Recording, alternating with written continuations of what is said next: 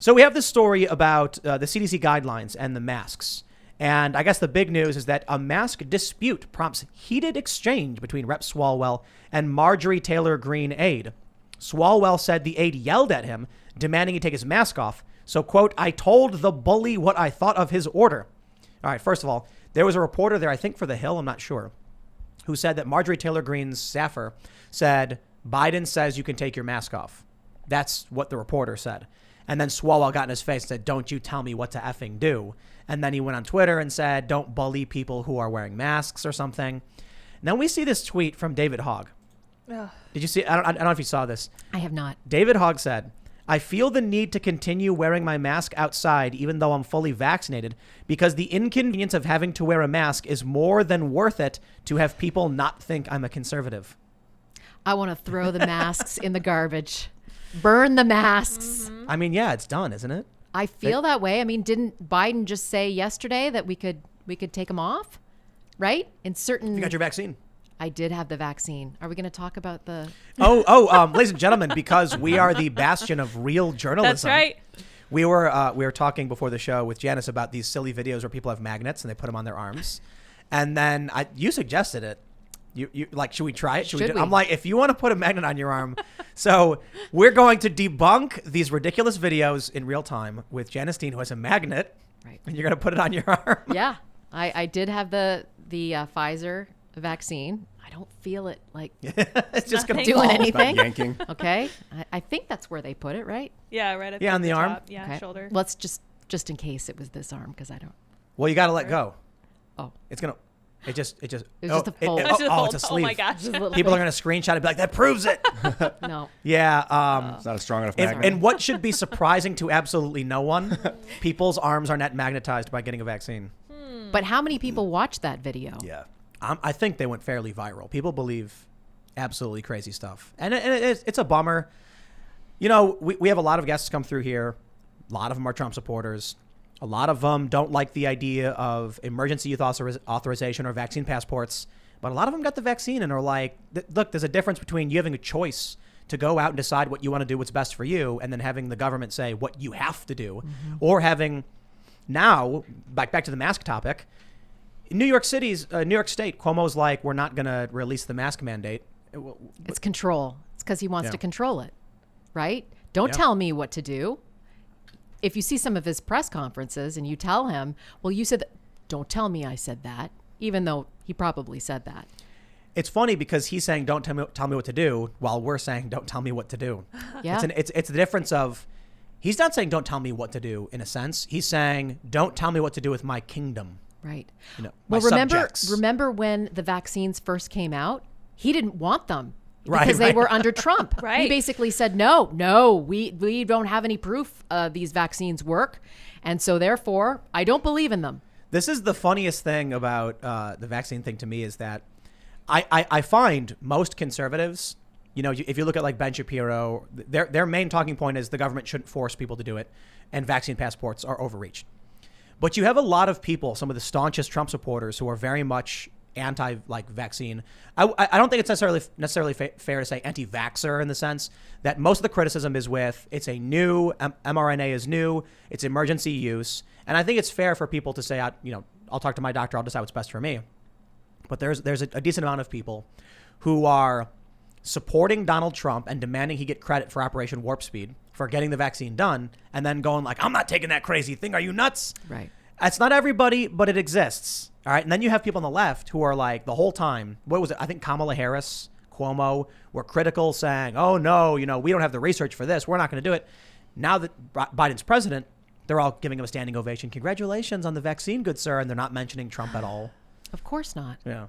It was even brought up in a press conference the other day where someone said to Cuomo, well, the fact that people don't want to get the vaccine, don't you attribute that to, in the beginning, you saying that you didn't believe in the vaccine?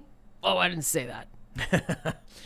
Some of these people, man, I got to say, credit where credit is due. Gretchen Whitmer said the CDC said we're lifting the mask mandates, so we're lifting the mask mandates. Cuomo was like, no. He's obstinate. It's about tribe. It's about power. It's about, I wonder if I mean, he's the older brother, isn't he? Does he have an older brother than, No, I don't think Andrew's- so. They have a sister, and they have Chris, the younger brother. Yeah, I'm wondering if, like, he was looked over as a child, so he's desperate to assert his power to, like, prove something to somebody. Like, why can't these people be chill about it? The CDC said do it, whatever. All right, fine. I think he's always been like that. I really do think that he wanted to be president someday. The fact that his dad never got to be president, I think he kind of took it upon himself to think that, well, since my dad never got there, I need to go there. And for a while, people were calling him maybe an alternative to Biden.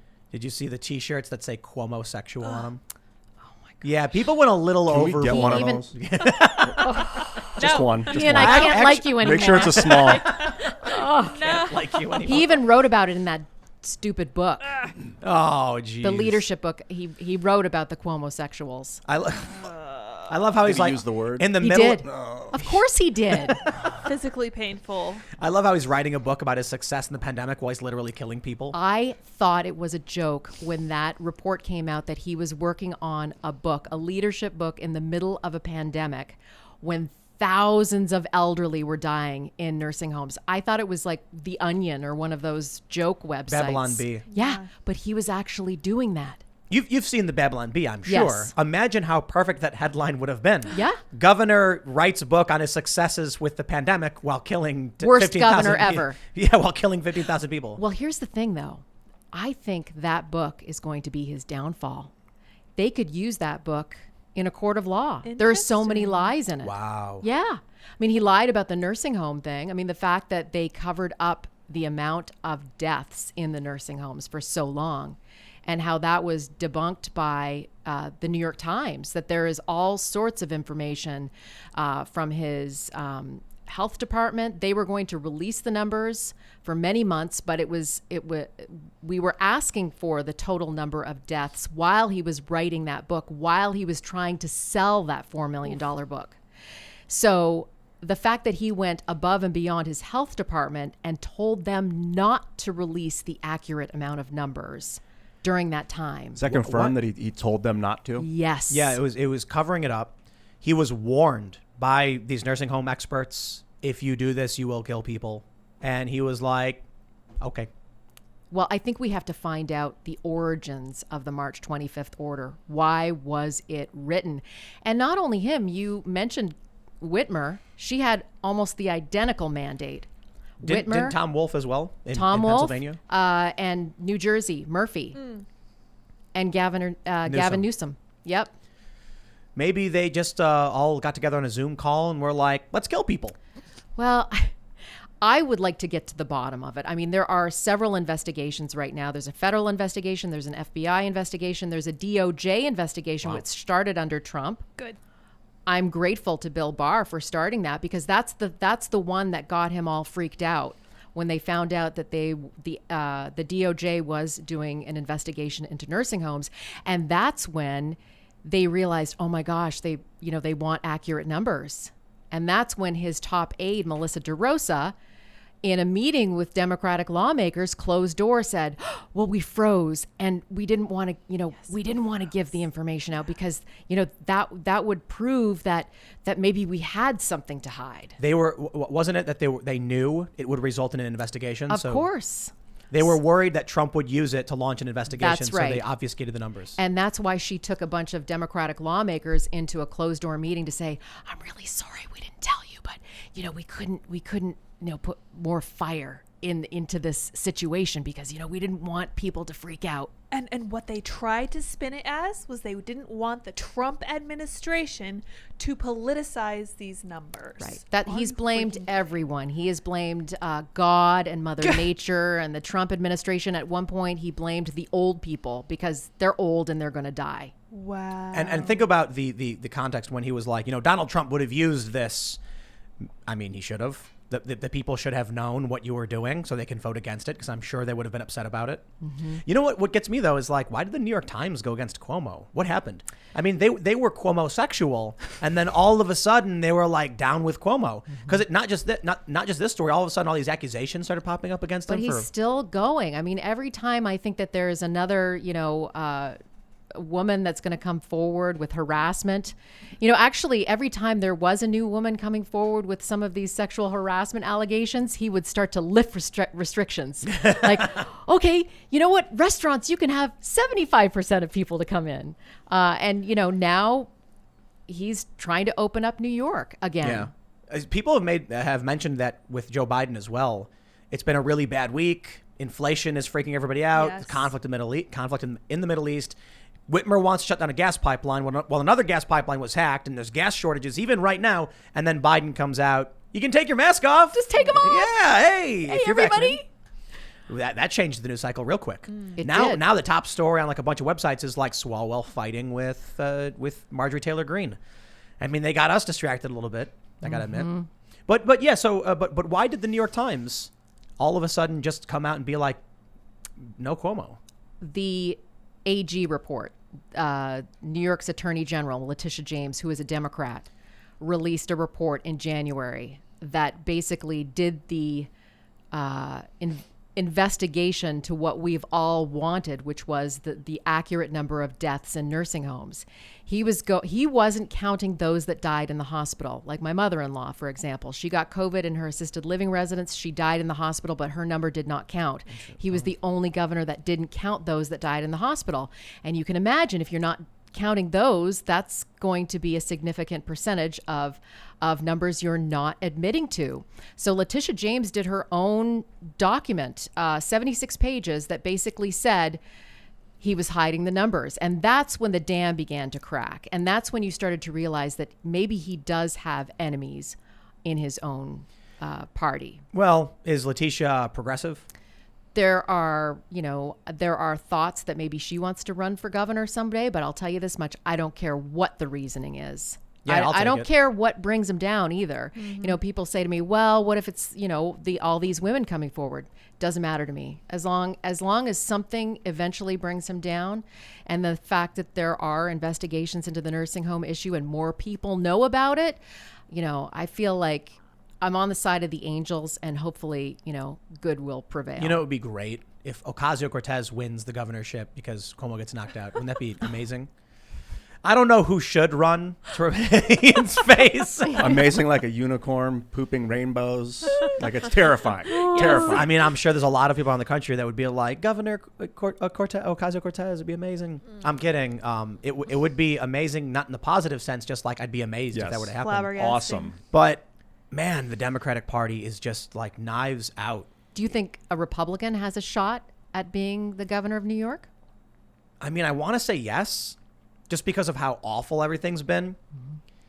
And if Cuomo, I'm assuming he can run for re-election, right? Yes. Yeah. Fourth term, Yeah. 2022. So is there going to be any Democrat powerful enough to knock him out and primary him or something? I don't know. Maybe if it's possible for a Republican win, or if it's possible for a Republican to win in New York, I bet it's possible for someone to primary Cuomo. With New York City, I'd imagine they probably could get rid of him. You know, they're all going to vote against him, but who could it be? I guess is the question. Who's got the charisma to actually run? If they don't replace Cuomo because they don't have a strong enough candidate, then I think a Republican could probably win because the rest of New York State's going to be like just enough already. Yeah. I don't know what that would mean though. I mean, that'd be kind of crazy, right? When was the last time New York had a Pataki? When was that? Gosh. Before Well, that was Cuomo. before him. Right. And Cuomo's been in power for 3 terms. So before that was... So not that long ago. Yeah. All right. So then, yeah, I guess so. Possible. It is possible. Well, did you see what who tweeted this? Was it Robert Reich or whatever his name is? Where he was like, no, maybe it wasn't. Somebody said that 2022 is the battle for the soul. Oh, of yeah, the it was country. someone I didn't recognize. Yeah, Right. some guy. And he was like, it's the fight to prove whether or not this country falls to white supremacy or something. Yeah. And I'm like, shut up. You said that about 2020 and 2018 and 2016, every 2 years. But I have to wonder, the Democrats have a very thin grasp of power right now. I mean, the House, it's like 11 seats. The Senate is literally no seats. They just have a tiebreaker with Kamala. So if what we're seeing now with the ratings on these more progressive outlets, the ratings with CNN and MSNBC going down, the Democrats have gone back to sleep. The voter base is like disinterested now that Trump is gone. The conservatives, the anti-woke, the anti-critical race theory types, disaffected liberals, they're active, 100%. So come 2022, I think we could see a big push for the Republicans to take control of everything. What do you think about Gavin Newsom? I think he's awful. Yeah, I do too. But do you think that they have enough to get rid of him? Man, what's the option? Caitlyn Jenner? Right now, right? Yeah. Who else was going to run? Did like Randy Quaid mention he was going to run or something? I don't know. Well, it's a runoff, right? Or it's a recall election, which means anyone can put their name in the ring or whatever, and then they need a certain threshold to win. Right. The problem right now is, to throw it back to like the mask stuff, tribalism very clearly controls everything. So Caitlyn Jenner is taboo. All of these people who came out and celebrated Caitlyn Jenner saying, you're brave, we respect you, you're amazing and powerful, all of a sudden now are like, you're evil and wrong and we must resist. They're going to support Gavin Newsom simply because of the tribe they're in. It's the Democrats, got to vote Democrat no matter what, got to wear a mask, doesn't matter what the CDC says. So Gavin Newsom might win. Do you think most people would take off their mask? Yes, I do. Because, actually, let me slow down and say it's tough. I think in the cities, people are, they are indoctrinated. I don't know if indoctrinated is the right word, but they are very Terrified. That's terrified. I mean, it's a better way to put it. But terrified of what exactly? COVID? right. Yeah. Still. Yeah. Seems like it. I mean, you look at that tweet from David Hogg. He's like, I don't want people to think I'm a conservative, so I'm going to keep wearing a mask. It's like, okay, dude, whatever. Oh, so that's not Regular COVID. people are going to take their masks off. It's freedom. Yeah, but Masks even out here, so we're in the part of Maryland where it meets West Virginia and Virginia. We have the Appalachian Trail over here. I was riding my bike down there and I saw people. You're in the middle of the woods. You're in the middle of the woods in West Virginia, and there's like a guy running wearing a mask. And I'm like, if you want to, fine. Like I'm not gonna say anything Like about high it. altitude training. I guess that. Takes And more energy to breathe, so you get stronger. if Sure. the logic of the mask was always you don't want to spit on somebody, and I'm like, and you're in the middle of the woods. If he had it around his neck and he was running and he saw me and he pulled it up, I'd be like, I get it. Thanks for checking out this clip from the Timcast IRL podcast. If you want to see the full show, come back to this channel, youtube.com/TimcastIRL, Monday through Friday at 8 p.m., where you can leave comments and super chat, and we actually will read your comments on the show. Don't forget to like, share, subscribe, and if you want exclusive members-only content, segments you can't get anywhere else, go to timcast.com, become a member, and we even have full bonus episodes. Thanks for hanging out, and we'll see you all next time.